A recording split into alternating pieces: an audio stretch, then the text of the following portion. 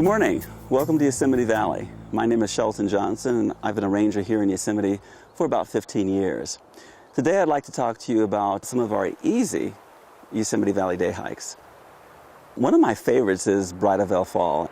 And when you first came into the valley, you saw off to your right this beautiful waterfall called Bridalveil Fall. Well, once you park your car, the walk to Bridalveil Fall and back is only about 20 minutes, distance about a half mile.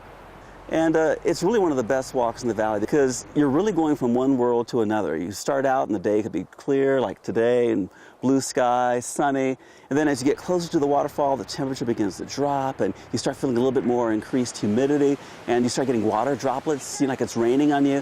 And then eventually you're in clouds. This is a pretty fast transition.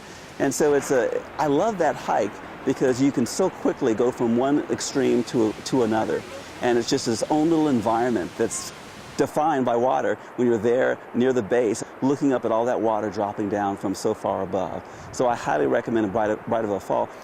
If you're interested in a shorter walk, again, just around 20 minutes, about half mile in terms of distance, but it's well worth your time.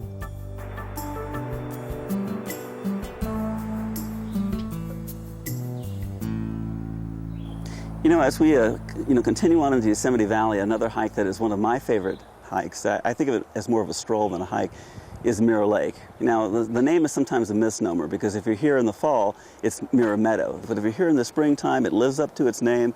It is a lake, and you can see the reflections of the granite formations that surround that area reflected in the water. Regardless as to the time of the year, it's always a beautiful place to be. There's lots of folks that go to Mirror Lake, but if you get up early, if you're starting to walk at 7 o'clock in the morning, or if you're starting to walk in the afternoon, even late in the afternoon, there aren't nearly as many people. It's just a mile. You're walking in a paved pathway. The creek is flowing to one side, meaning Tenaya Creek. And so you have this constancy of music flowing to one side, and you look up and you can see as the walls start to pinch closer and closer together, you can see that half dome takes the horizon to one side, then you have this sheer wall of granite on the opposite side, and the top of that, of course, is North Dome. So there's this embrace of stone and light, and it's just really just a nice feel to that area as you make your way up.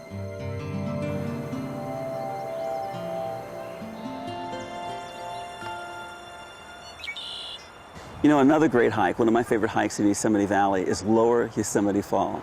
Now, I'm not talking about the hike to Upper Yosemite Fall. That's a different undertaking entirely.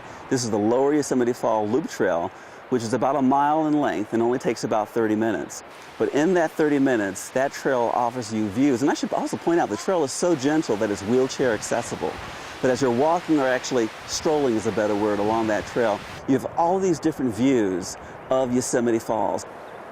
You can see it, you can almost smell that water as it's coming off, and certainly the spray is drifting off from it as well. So it is definitely an experience to walk on that trail and take in one of the most famous waterfalls on the planet. So it's high on my list as far as not only one of the great sights in Yosemite, but it's one of the great sights in the world. It is sight, it is sound, and it is feeling to be in the presence of that waterfall. Another thing to keep in mind is that the seasonal nature of water itself. If you're here in the springtime, Yosemite Fall, booming. Bridalveil Fall, booming. Ribbon Fall, Vernal Fall, Nevada, all the falls are just just a thunder coming out from the sky.